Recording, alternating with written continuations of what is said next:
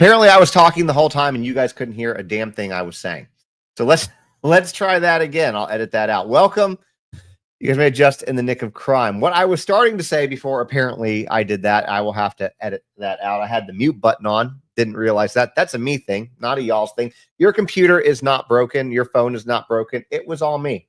It was me. Sorry about that. What I was saying, though, is that we have some big stuff regarding the Diddy case today, but there is also something else that I am going to talk about at the beginning that has nothing to do with Diddy. Another big news story, one that I cover every time it comes up. It is too big not to talk about. And if you guys are on TikTok and want to see photos, you can come over and see it. Make sure, though, if you are on Insta, Facebook, or YouTube watching this, you can stay right where you are. You guys will see it.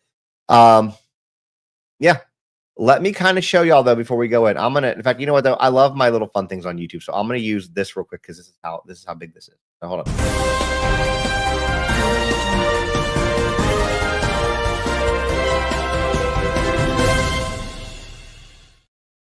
Damn it, I paid to have those made, and I'm going to use them when I can. That being said, this is what we're talking about. This is a major update in one of the most famous cold cases out there. For TikTokers, you guys can't see what I'm talking about. We are talking about Madeleine McCann. If you follow me, though, and you've had a chance to see it on Insta, YouTube, Facebook, or TikTok, you know that I've already put a short out talking about this, right? So, before we get into the Diddy stuff, let me talk about this. And I'm going to show you guys some pictures of what's going on because we do have a few of those. So that being said, Madeleine McCann, for those of y'all who don't know, and I don't know how you wouldn't, especially if you follow me, it's been about 18 years since she disappeared. 3-year-old Madeleine McCann. They were on holiday in Praia da Luz, Portugal. The family had gone out to eat, have some drinks with friends, and left these kids in the apartment. I don't agree with that, but that's what they did. That's what happened. And at the end of the day, Madeleine went missing. But now, if you guys might remember, a short while ago, maybe a few weeks ago to a month ago, I did a video talking about Christian Bruckner, who has been the top suspect. He is currently in jail, serving jail for SA. Well, actually, SA is the nice way. It was really the thing that starts with the letter R, on an older woman.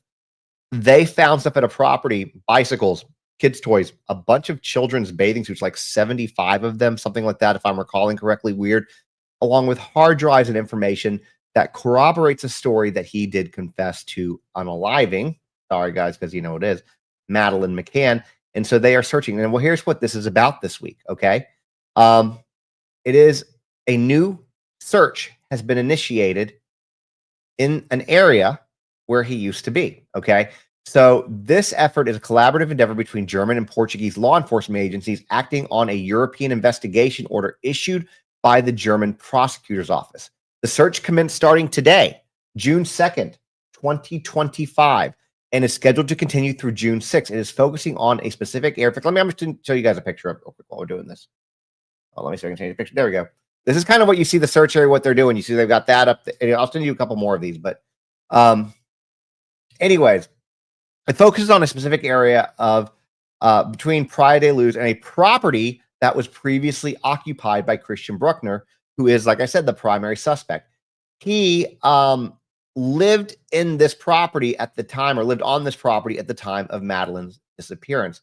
He is currently serving a 7-year sentence in Germany for the 05R of a 72-year-old woman in the same region. He's been under investigation for connection with Madeleine's disappearance for decades now, but has never formally been charged. And there's more about this. So before I get into that, investigators are employing ground-penetrating radar to examine terrain, particularly areas where roadworks and trenches existed around the time of Madeleine's disappearance back in 07.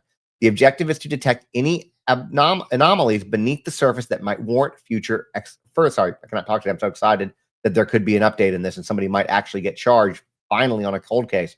But that might warrant further excavation. The technology allows for a non-invasive assessment of the subsurface, enabling authorities to identify potential sites of interest without immediate digging. The operation is being conducted exclusively on land with over 30 agents from Germany's Federal Crime Police Office, or the BKA, participating. Portuguese police are also facilitating the search, and any evidence that is collected will be handed over to German authorities for analysis. British police are also aware of the operation, but are not directly involved, at least at this stage.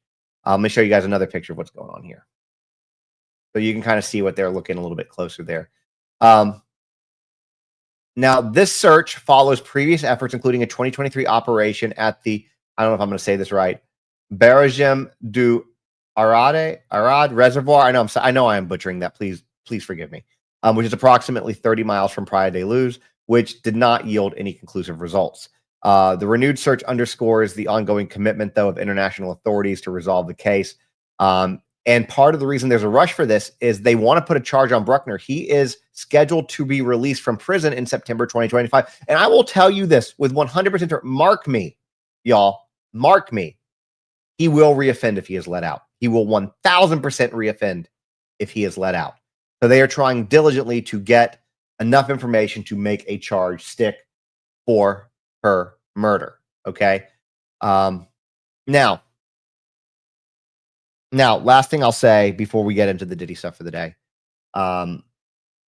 is that I also read that they are working on, I don't know if it was indictment, I forget the words, but they were looking on, I think, criminal proceedings are starting against Christian Bruckner for the or they said no, they said criminal proceedings are beginning or in the works in regard to the Madeline case, which means that it sounds like there's some information getting ready to come forward. So just so you guys know, no matter which platform you're watching on, Madeleine McCann is one of those cases like Tupac, like JonBenet, that if there are any updates, even the smallest things, I will be here to update you guys and share that information with you. So if you don't follow already, and this is a case that has haunted you for decades like it has me, make sure to hit the follow, make sure to drop comments so you stay on the algorithm. But I suspect, I kind of feel, call it a hunch, that we are going to have charges for the murder of Madeleine McCann in the next few months. I believe that. I think that that's going to be the case. So we'll see. Now, that being said, I think that was up for, oh yeah, sorry, this is the last photo. So this guy, if you're TikTok, you can't see, you have to jump to YouTube. But this is kind of where they're looking. So here's, I can't show this real well because it won't let me go to the green screen. You see it's Praia de Luz and Lagos, which is right between there. And it's showing a property where Christian Bruckner lived during his time in the area. And then here is another property that was linked to him when he was in the area in 2007. So I don't know exactly where the search area is on this. This kind of gives you the area where they're working and they kind of believe where she could possibly be. And they're looking, what they're looking for, I can tell you this, they are looking for remains. They are looking for any portion of remains of Madeleine's body. So that being said, I so hope that we get answers for this. I feel like this one and JonBenet are so close to being solved, just a little bit more. So now, if you missed the midday recap on Diddy, as always, it is on YouTube. You can go watch it. I've also already put the entire full day recap. I did one article today on Substack. That is already there. You can always follow on Substack as well. Yeah. Anyways, so if you missed it, the person who was on the stand at the beginning of the day for the entire day was Mia. She's been on the stand for the last few days, prior to the weekend. And cross continued this morning. So she was, Brian Steele was the defense attorney who was doing cross on her he was the predominant attorney doing this. But he pressed her on her intentions, asking whether she planned to sue Combs over the assault allegations she had described. Mia testified that she did not. He then asked if she was seeking any money for her testimony in this trial, and she answered no. Then, here's the thing. They were so combative. And I get it's defense's job. I get it. They were so combative with this witness, y'all. It was like re-victimizing her all over again. Like, whereas defense was pretty nice to Cassie, they were pretty empathetic towards Cassie, at least in my opinion, and really a lot of people's opinion. They weren't being too harsh on her. They weren't yelling. They weren't doing any of these like tactics. But they have come out full guns ablazing on Mia. And the thing about that is they know, and I would imagine, obviously this is a tactic on the defensive side. They know that she's already emotionally in a bad place talking about this. She didn't want to talk about this. She wanted to take all of this to her grave. But she has having to because of the subpoena and being in court. So they really have kind of been pushing at her so hard, trying to call her a liar, trying to poke holes, obviously, in her story, trying to say she was never really a victim at all, that everything was consensual. And it's just a lot of victim shaming, victim blaming kind of stuff going on. So just so you know, and you're going to hear more of that as we talk. So she suggested that Mia had been let go from Combs' companies due to alcohol use and poor punctuality. He asked, "Isn't it true you were let go for failing to arrive on time and for drinking?" And she said firmly, "Absolutely not." They then asked her more about her previous employment. If you missed the midday update, she talked about prior to working for Combs, she worked for Mike Myers. And then after she left his employment in 2017, she worked for Madonna for about 8 months. And at that time, she said she didn't believe that Combs had blacklisted her at that point. Then they brought back up Revolt Films shutting down, which has been something that we've talked about a few different times. So Brian Steele brought the jury back to messages that Mia had sent back in December of 16 after learning that Revolt Films, which was a media company, film company owned by Sean Combs, where she was working, would be shutting down. And in those texts, Mia had written that her life was over, saying, quote, "My entire world was being ripped away from me immediately. And even in hindsight, that world was awful. I just didn't know it at the time." Steele then asked if she wanted to continue working for Combs or his businesses during that period. And she said, "I wanted to continue following my dreams. I was finally making real stuff, and I had a separation from him." Then they went into talking about Cassie Ventura, and Mia's testifying about his reaction to Combs dating other women, which is, nothing substantial, but still worth talking about. But defense questioned Mia whether she knew what she knew regarding Cassie's feelings about Sean Combs dating other women. She said she didn't recall Ventura expressing specific jealousy towards Kim Porter, with whom Kim shares 3 children with, by the way. Combs and Kim had 3 children together. However, Mia testified, quote, "I'm sure she wasn't thrilled when Cassie found out Diddy was seeing other women back behind her back. He presented to her that they were exclusive." They then questioned her again, or defense to question her and cross, whether she had ever reported the abuse she testified to experiencing at the hands of Combs. Mia stated that she never contacted law enforcement. When asked if she had considered reporting the alleged abuse anonymously through a women's shelter or asked a third party to report on her behalf, she said no. They then started talking about her prior testimony about an incident where Combs slammed a door on her arm multiple times. Mia testified that although her arm was bruised, she did not seek medical treatment, explaining, "I wouldn't have been allowed." Diddy controlled every aspect of her life, and that's been a common theme throughout her entire testimony. She also said she didn't scream during the attack despite the pain. She said she was in shock. And when I say control, by the way, she had to beg for permission to go to her own grandmother's funeral. Now, after that, cross was over. So prosecution then comes in with redirect, and this was done by Madison Smizer from prosecution. And during redirect, Smizer reviewed several of Mia's social media posts that had been shown to the jury during cross. Mia confirmed that promoting events and projects through those posts was part of her job responsibilities. Mia was then asked what would happen when Combs believed Mia was not doing her job. She said, "I would be screamed at, humiliated, made fun of, and my job would be threatened." She also confirmed that posting for Combs' birthday was part of her job and that if she failed to do so, she would have been in trouble. They then went on about Mia's ability to leave her job working for Combs. Mia testified that she didn't feel that she could leave. She said, quote, "I would have been stripped of any credibility, would have lost, wouldn't have been able to get a job in the same or any industry that I wanted, and would have lost anything and everything I knew." She also recounted that when she once tried to leave, Combs' chief of staff, Christina Karam, or KK, told her to go back. She testified again that she feared for her physical safety. Quote, "I just knew his power and his wrath." Then, when prosecution asked about the possibility of reporting abuse to human resources, because remember, defense just asked this, Mia testified that she believed no one would have believed her. She referenced a former employee who she said had been fired after reporting Combs' abuse of Cassie. Human resources only punished me unjustly, also fired Kayla for even discussing Cassie's abuse. They wouldn't have believed me, and I would have been fired immediately. Prosecution then asked what Mia feared would happen if she disclosed that Combs had SA'd her. And she said that I wouldn't be believed, which if you've been SA'd, which between all the platforms that are watching right now, we have probably 5,000, 1,500 people in here total. I would imagine a decent amount of you, unfortunately, have had an experience involving an unwanted SA. And a lot of people have the fear that nobody's going to believe them. And that's been a common thing for why people don't come forward. But that's what she said, that I wouldn't have been believed. I would have been wiped out. I would have been abused, fired, and somehow made to look like I was a crazy person making everything up. From there, Mia concludes her testimony. She is off the stand. You're done hearing from Mia. And I'm going to pause before I get into what happens next because we have another witness.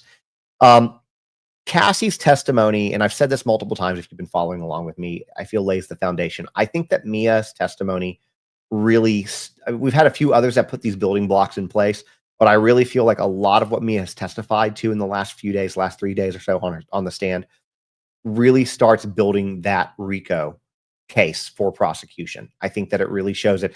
And I did a breakdown on that earlier toward the end of the video on the midday recap and on Substack. So if you want to read kind of why and why I say that and why I believe it, you can take a look and see that. But Mia's done. So now the next witness that's called is Sylvia Oken, who is the area director of sales and marketing at the Beverly Hills Hotel. She took the stand as a custodial witness for hotel records, which have been entered into evidence. Oken testified that some of Sean Combs' reservations were made under the alias Frank Black. That is a name that we have heard multiple times. The jury was also shown a hotel recording listing Cassie as an accompanying guest on the reservation. Ventura had full access to the reservation and was authorized to charge expenses to the room. Jurors also reviewed 2 bills associated with Combs' hotel stays, both tied to an alias on his guest profile. One receipt was from May of 15, included a $500 charge for oil damage. Okay, let me repeat that because remember, we've heard from different people about notes in the system for hotels and things like that. $500 charge back in May of 2015 for oil damage. Another bill reflected a $300 charge for cleaning drapes, along with a fee for an errand to pick up 5 candles for Combs. Now, that's kind of where he was at and where they left. They then adjourned. And so I'm sure, I don't know if we're going to have more from this person or this person was just there to kind of put in that information. But let's talk about what's happening next week, because I am personally very excited to hear what, maybe excited is not the right word I should be using here. I'm very curious to hear what this next witness is one of these next witnesses is going to say, because he wasn't going to testify.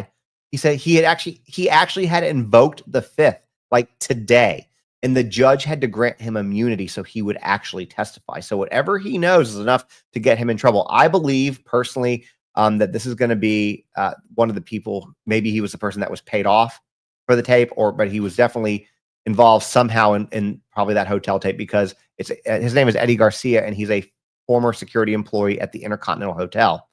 And I don't want to jump to conclusions as to what he knows or why he would be worried he would need immunity to testify, but we're going to find out hopefully in the next day or so. But he's expected to be the next witness and will likely take the stand tomorrow morning.